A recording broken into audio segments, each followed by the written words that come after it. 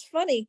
A lot of these singers who become really famous, really big, I mean, much bigger and much more famous than I became, they have songs that are kind of controversial. Like remember that singer, yeah, you know what I'm talking about. Remember her first big hit was um I Kissed a Girl and Oh I yeah, Lied. yeah, Katy Perry. Katy Perry. Now Yeah. that was controversial at the time. Amazing. Well, I'm Adam, and this is about you and your journey in music. And we'll talk about the new songs you have and what you have going on. Okay, fine. Awesome. So we'll start back. We're born and raised in Detroit. Is that what I read?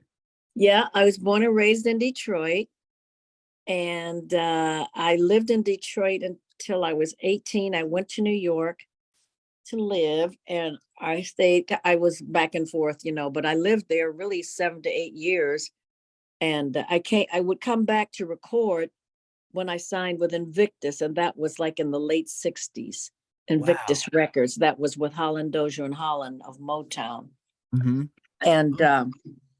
And then after that, I lived in New York, and then I moved out here in 71. And I LA. moved, Is that where you're at now? yeah, Okay. well, not in the same house where I'm at, but I came here in 71. Mm-hmm. What brought me here was I was suing my record label Invictus. Oh, wow. So it basically, Interesting. I had attorneys here. I got my attorneys. It turned out that they were located in Century City, O'Melveny and Myers. And they said, we want to sue from California, not from Detroit, not in Detroit. And they said I should register to vote here and get a California driver's license. And the rest, I've never lived any other place, other than California. But of course, I travel all over the world, so I'm always, jumping on a plane going somewhere.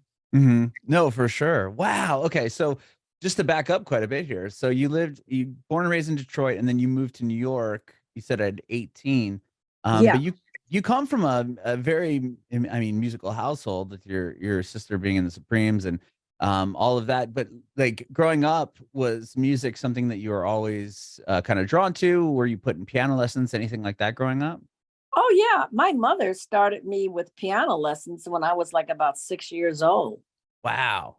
And I thought I was 5 for some reason, but no, I think I was 6 or 7 years old. I started piano, and that went on for like about 5 or 6 years. And then that kind of led me into singing, because I would, aside from doing the regular classical standard piano lesson material that most people are familiar with who Mm-hmm. study piano, I would go to the music store downtown Detroit, and I would see the Gershwin songbooks, the Cole Porter songbooks, Rogers and Hart. And I think the first one I bought was like the Rogers and Hart songbook. I saved up my little nickels and dimes and quarters, and I bought that one. And then I started checking out Gershwin, and I started teaching myself like a lot of standards. And that kind of led me into singing. I didn't start really singing until I was 12. And that's because my piano teacher is Mm-hmm. the one who discovered that I had a voice that was a little better than normal. And she said, Freda, you ought to, pursue this. And I did. That's what happened. Wow. Was your sister already involved in music at this point? My sister she was taking piano lessons along with me, but Okay. she wasn't. She was an outgoing person. She was that kind of kid that was always up in your face, and a little bit precocious and inventive and imaginary. But that was her talent, because of that would led her into being a great writer Hmm. She has an imagination to create things, and she's a great writer. She's written scripts, plays, and songs. She's written a lot. She wrote a lot of songs. Yeah, wow. And then for you though, I mean, you guys were kind of doing it at the same time. And when your piano teacher realized that you had a great voice, was that something that you then started to really pursue down that avenue versus continuing along with piano? Uh, no, I didn't. After I found out that I could sing and I started singing, I wanted to work with people who could really play the Okay. piano, you know, not Yeah. just me thumbing it up here and there. And then I wasn't the kind of singer. I was like, some people are what you call a natural. They just have Mhm. an ability to pick up the piano. And some people can just play the piano well and never had a lesson. Right. It's like a blessing. It's like Yeah, a, like a a gift. gift that they were given, to be able to pick up the music just like that. It's Mhm. I don't it's you can't explain it. All you can say is that it must be God, or it must be reincarnation Mhm. Sure. or something like that. It's an anointing. Yes. Wow. So from there, I mean, from what I was just reading about you, you did like you were doing like radio jingles, you were singing those before, was that prior to moving to New I York? read Yeah, no, I was in Detroit doing that. I used to do some radio jingles. That's why I had to join AFTRA when I was 16. Oh, wow. Okay. Yeah, I joined AFTRA when I was 16, and yeah, because I was doing radio commercials. That's cool. I mean, getting that first one must have been really exciting to hear yourself on the radio. Oh yeah. That's Oh yeah. amazing. Mm-hmm.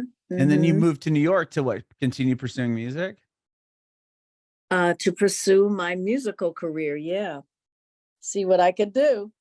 And you get there while there you get discovered and signed or what like I what did. was that Oh like? yeah. Okay. While there,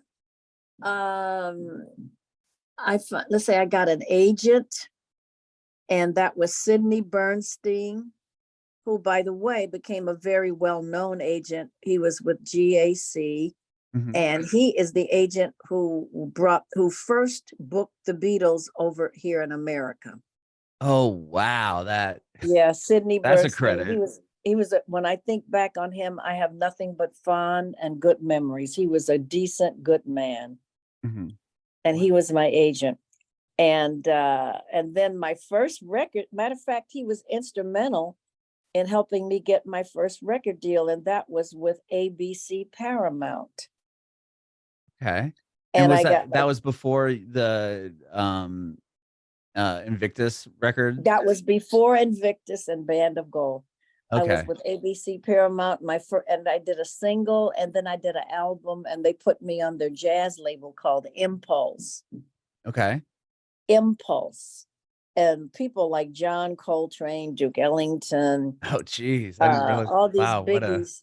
It yeah. was like being on Blue Note, but it was, of course, affiliated with ABC Paramount, and they called it Yeah. Impulse. Yeah, it's a Wow. legendary label.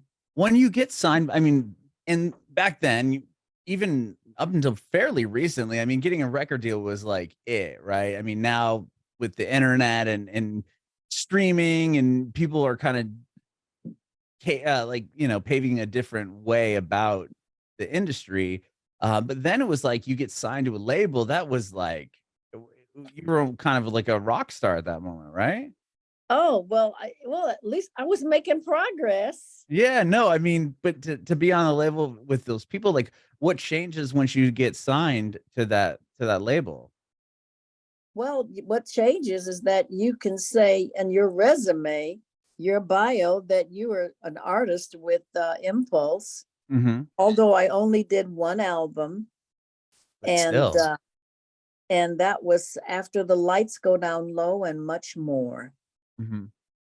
And if you get the album and read the liner notes and the musicians, there are a lot of like star musicians that played on that session, Wow. and I was a total unknown. Yeah, I mean, to get that opportunity, that's massive. I mean, obviously they Yeah. were correct and saw something in you, and you were able to go on and create such an amazing I've career been from lucky. there. I've been blessed. I've been lucky in my career when I look back on it. I Yeah. mean, it could have gone the other way, and I could have gotten discouraged and just gone back to Detroit. And of course, if I went back to Detroit, I probably would have wound up with being on Motown. But Which wouldn't have been so bad, I guess, either. I don't know. Well, I Um, had an opportunity. I mean, that wasn't Motown wasn't in the cards for me. I'll just put it that way. okay. Okay. It But just so, wasn't in the cards. so once once you put that album out with ABC Paramount and yeah, you had your career going, when do you land on Invictus, and was that a part of Band of Gold and that whole that single and that doing That is whole well it era. did, yeah, that whole era. Well, when okay, I was living in Detroit when Brian Holland, of Eddie Holland is his brother, so that's Holland, Dozier and Holland.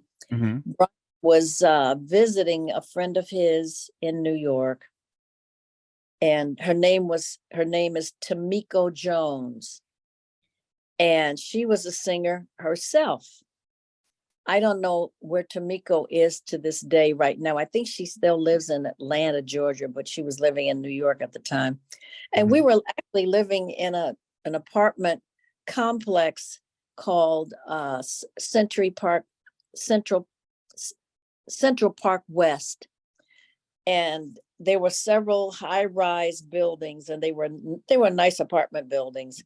And it was located right on Central Park West, and also it encompassed 97th Street, all up and down there, all the way down to uh, Amsterdam, right? Amsterdam, or is it Columbus? No, it's Columbus. I'm getting confused, I'm but terrible anyway, with geography. yeah. Whatever you But say, I'm gonna go, Columbus, sure, that makes sense. I'm so close. bad. Amsterdam was closer to Broadway, and Columbus was was close to Central Park West. So yeah, right. So my apartment was located between Columbus Avenue and Central Park West, but I was right on the corner. And anyway, I get a call from her. She was in the high rise next to mine, So all I had to do was just kind of like just walk over there, and she said, "Guess who's visiting me right now?" And he says he knows you. I said, "Who?" She said, "Brian Holland." I said, "Oh, Brian, I know Brian. We were in high school together." So he got on the phone and said, are you busy?" I said, "Not at the moment." He says, "Why don't you come over? I want to see you. I want to say hi." And I did. And we talked, and he was questioning me about, was I with a record label? I said I was on ABC Paramount and with an Impulse, but I'm not. They didn't pick up my option. Mhm. And he said, "Do you have a manager?" I said, "I had a manager for like almost 5 years, Joe Scandori." I said, "But that relationship kind of like came to an end just recently." He said, "Well, you might want to come with us because we just formed our own label, Invictus." I said, "What? You're not with Motown anymore?" He says, "Oh, no, we left. We were disgruntled. We just had some, you know, we wanted to branch off on our own and have our own label." Mhm. And so that's what happened. And he said, "I'm going to call my brother Eddie, and you talk to him because he's the president of the record label." And I talked to Eddie. He called, and I don't know who called who, but anyway, he said he invited me to come to Detroit and say, "Maybe you want to would like to sign with us." And so I flew into Detroit. They brought me into Detroit, and the rest is history. I signed with them, and that was it. Uh, Wow. we actually recorded a bunch of songs in 1969, including Band of Gold. And the first release came out in November of 1969, and that was called "The Unhooked Generation." And I love that song. The track was really slamming. Okay. It didn't stick. The following year, 1970, they released Band of Gold, I think it was in January or February of 1970. And by the spring and summer, Band of Gold was the hottest record. You could hear it everywhere. Yeah, it is. I mean, obviously, it's still a massive hit. The song itself. I think I read something about you didn't something with the lyrics. Like you know, like you were kind of reluctant Oh, to I was sing. like thinking that the song was too adolescent for me. Yeah. Here, I was like 28. I said, I'm a grown woman. I mean, but that night on our, but not that night on our honeymoon, we stayed in separate rooms. I said, that sounds kind of adolescent to me. I said I wouldn't do that. I mean, I was like comparing the song lyrics to me. Sure. Right, Not because a, you're the one singing them, right? I mean, you would imagine that they'd want them to resonate with you and your yeah. story. I was like, and it's funny, a lot of these singers who become really famous, really big, I mean, much bigger and much more famous than I became, they have songs that are kind of controversial. Like remember that singer, yeah, you know I'm talking about. Remember her first big hit was I Kissed a Girl and Oh I yeah. Lied. Yeah, Katy Perry. Katy Perry. Now Yeah. that was controversial at the time. I know. Yeah, And she came from like a Christian record label originally yeah. too, which is super Also, interesting. her father was a preacher. Uh-huh. You know, in the had his own church, Yeah. and so she came from a really decent background, and so, but that kind of like catapulted her into a whole nother thing, and then she went on and had more hits after that. Yeah, exactly. Yeah, she has talent. Now she's like on American Idol and obviously just one of the biggest artists on the planet. But Oh, yeah. good. She made it. I'll put it. Yeah, she made it big time. Yeah, no, definitely. Wow. But having a massive hit like that, I mean, to have Band of Gold on everywhere you could possibly hear it, it was playing. Well, I mean, when you sing the song, and I mean, obviously you're like, I don't know if this lyrics really work for me, and then you do it, and then it just explodes. Was that hard to kind of? Do you just kind of have to live in the moment, or like how do you, I just moment. I decided when I signed with Invictus. You see, I was more into cabaret and jazz. Mhm. I was into R&B. But when I went with them, I decided I wanted to get a hit, and I'll do what I have to do in order to get a hit. So I didn't impose my jazz chops when I was in that recording studio, in that sound booth. I followed directions, and Eddie Holland was the one who directed me. Mhm. And then that's wild. I mean, and so moving forward after that record's a hit, are you back in the studio all the time? Like from there, are they like, okay, Freda's killing it right now. We got to keep getting more records out. Like, are they throwing? Yeah, was that kind of the momentum? That did happen, because Band of Gold was such a big hit. I think the follow-up single was Deeper and Deeper, and was a mediocre hit. It didn't quite do what Band of Gold did. And then I had one called Cherish What Is Dear to You, and then You Brought the Joy. And a year later, they came out, they gave me a song called Bring the Boys Home. Yeah, another massive song. And that was my second gold record. Wow. To get that, I mean, even having a few, but not that the other songs weren't hits. I mean, they were all charting songs. Right, they were. I mean, that's pretty incredible to see that happen, right? Where you put out one and it's massive, and then to continually follow that up, because a lot of artists will have the one hit wonder story where it's like they did the one thing and then it kind of didn't work out after the fact. But I mean, you got a lot of validation to continue on having hit after hit after hit, and then of course, Bring the Boys Home is another gigantic song that gets you another gold record. Absolutely. Yeah, that's true. From that, like, I know you've done a bunch of other, you acting, and you hosted a show, a TV show, and all these other things. Are you, during that time period, are you always still keeping music as like the main focus? Were you always recording and working on songs? Well, during that period, you mean? Was I I mean, like old? kind of yeah, like in the now we take it like say in the 80s, like early mid to early 80s. Yeah. Well, what happened in the 80s, I started doing a lot of theater. Okay. Remember, I'm a singer, actress. Um, I started doing like the Broadway show, Duke Ellington's Sophisticated Ladies, that was on Broadway. Hmm. Well, when they played Vegas, the Vegas company was a sit down for 8 months in Vegas at the Desert Inn. They booked me to star in it along with Paula Kelly and Harold Nicholas of the Wow. Nicholas brothers. And so I did that for 8 months in Vegas. I was living there for 8 months. And then I did another tour of Duke Ellington's Sophisticated Ladies in 85. And that was a year. I was even all over the country. That was like we were touring all over the country. And then between, let's see, 82, 83, and then 84. Oh, I did other dates. Yeah, and then I did other club dates and maybe went to Europe, to the UK to do a tour Hmm. with somebody like a Percy Sledge or somebody like that, other R&B artists who were performing as well. And then in, let's see, 85.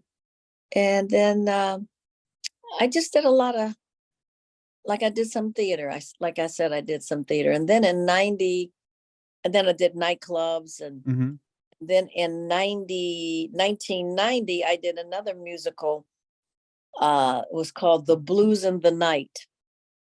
And that was another experience here in Los Angeles at the Los Angeles Theater Center. And I did that for like 2 or 3 months. Wow. And then I went on to, and we also toured, we did a company in Japan. And that was in 93, I believe, 93. And then I did Jellies Last Jam, which was another big hit on Broadway, starring Gregory Hines Wow. and Keith David and Tanya Pinkins. And I was in that. I was one of the headliners in that, along with Savion Glover, the great tap dancer, Savion Glover. And I toured a whole year in Jellies Last Jam, and that was in 95. And then again, and then I've gone to, Europe and Canada. And in the meantime, like I said, I work clubs and also performing arts centers. I have been, over the last, let's say 15 or 20 years, I've been doing my tribute to Ella Fitzgerald. Hmm. Ella passed away in June of 1996. And then in 2004, I was cast in a play called Ella Fitzgerald, First Lady of Song, which was directed and choreographed by Maurice Hines. And I, of course, was the headliner because I was playing Ella Fitzgerald. Wow. And then I did that. That first one was done in New Brunswick, Crossroads. It's a regional theater in New Brunswick, New Jersey, and it's called Crossroads. Hmm. I did there, and then I did it again, and 10 years later, I did it again in Alexandria, Virginia, at a theater called Metro Stage. And then that was another one with, I got great reviews. I got rave reviews. And then I did it another time. Then I did it in 2018 in Wilmington, Delaware, at the Delaware Theater once Hmm. again. And then I just did it last year in 2022. We did it at a theater called the Madison Theater in New York, in Rockville, New York, which is really Long Island. And I did it there. And by the Wow. way, when I did it there, I won an award. It's called the Adulco Awards. And it's a theatrical award. and I won Best Leading Actress in a Musical. So I received an award for that as well. That's incredible. Do So I'm you yeah, and you got the Lifetime Achievement Award. I mean, insane. I've got several Lifetime Achievement Awards, but and it looks like I'm going to be doing an Ella again next year in Michigan, of all places. Oh wow, coming back home with it. Yeah, Rochester, Michigan.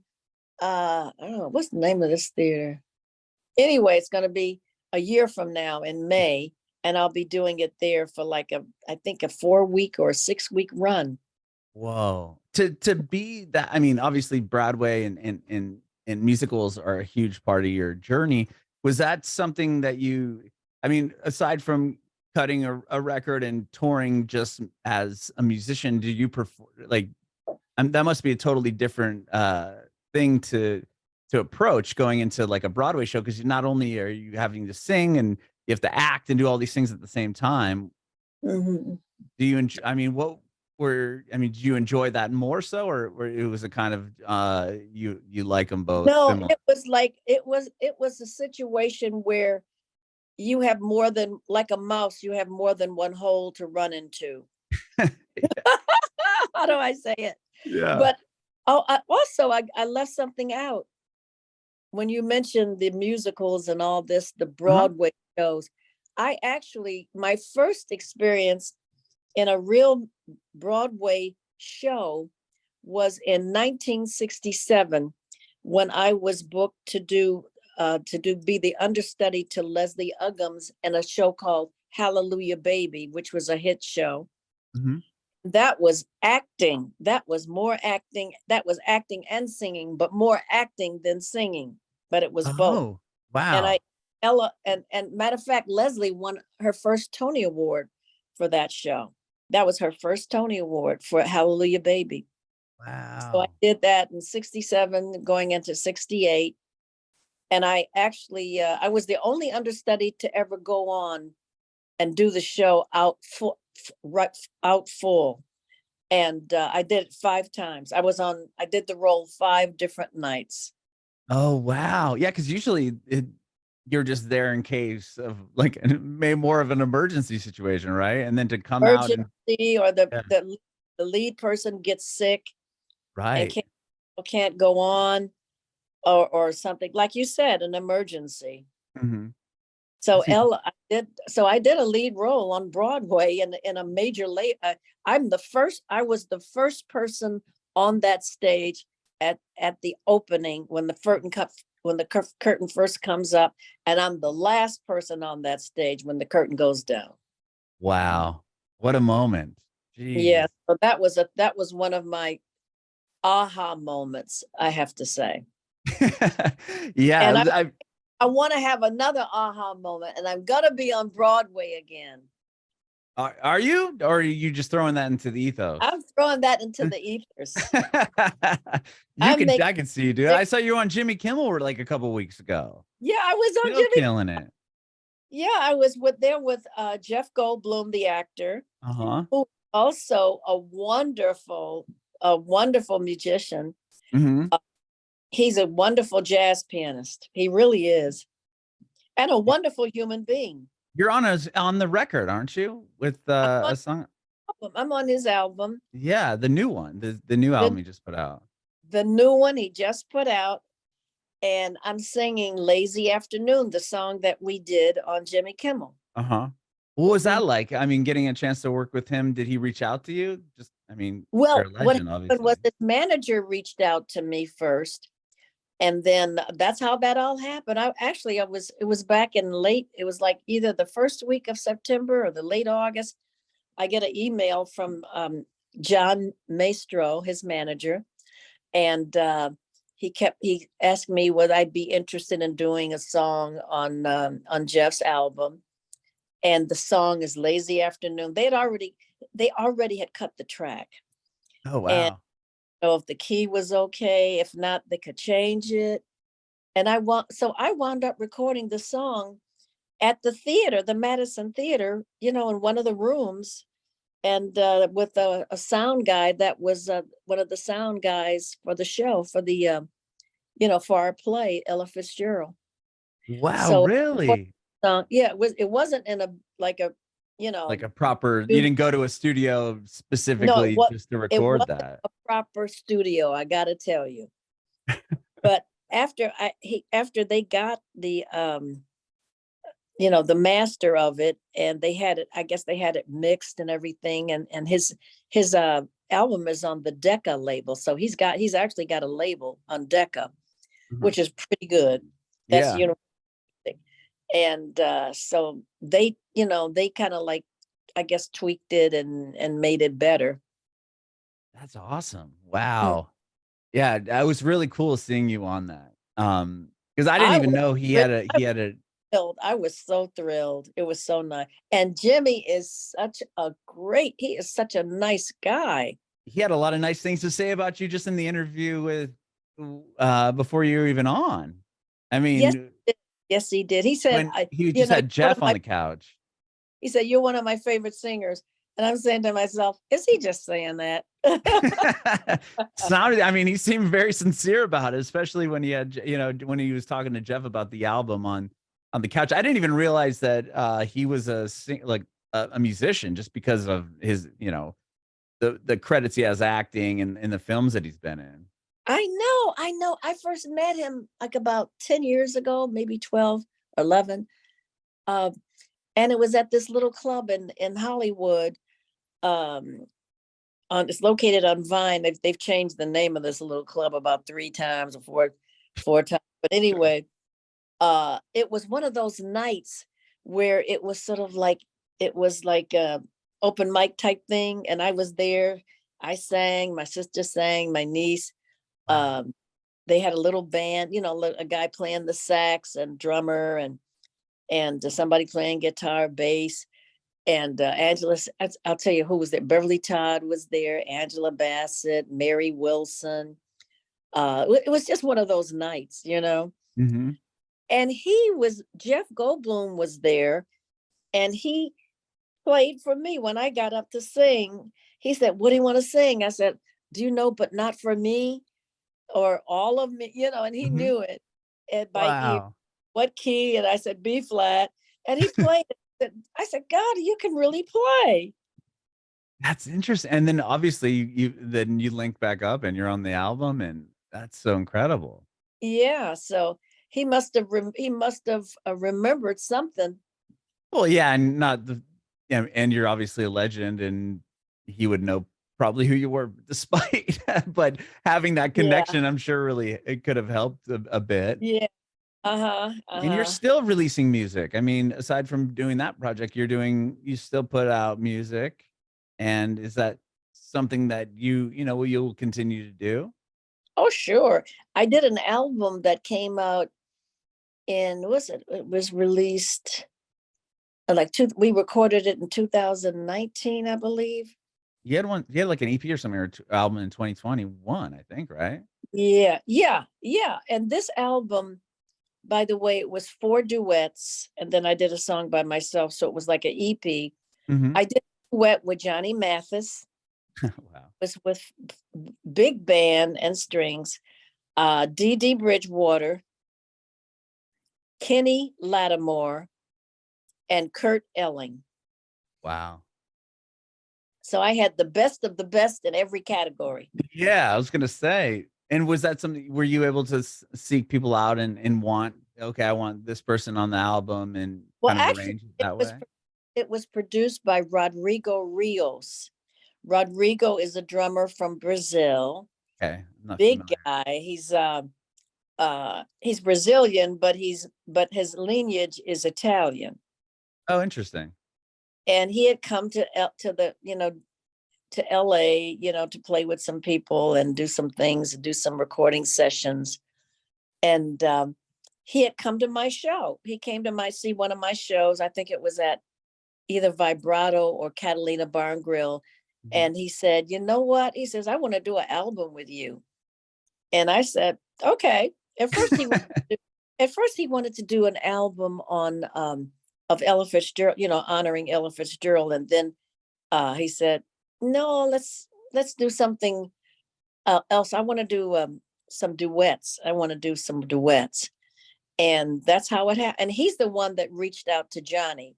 Oh, and kind of orchestrated that end of it. Now Johnny knows me, knows who I am. I mean, we're like, we used to be neighbors, you know, when I lived over in the Hollywood Hills. Oh, wow. And so Johnny consented, said he would love to do a duet with me. And then he reached out to Dee Dee Bridgewater, and Dee Dee knows me, you know, and she said yes. And then I knew I had a friendship with Kenny Lattimore, so I knew him. So he said yes. And then he reached out to Kurt Elling. I didn't know. I mean, I know of Kurt Elling. He is a tremendous, fantastic jazz artist. He's one of the best. He's really one of the best. And his scatting is off the chain. Mm-hmm. And I didn't really know him, didn't have a contact with him. I really was shocked that he said yes. But he said yes. And so now I got, it's called, the title of the album is Let There Be Love, which is the song I did with Kenny Lattimore, by the way. Okay. And then I came out with another single. I just came out with the single just a few months ago last year, and that was called Do You Still Dream About Me? Mm-hmm.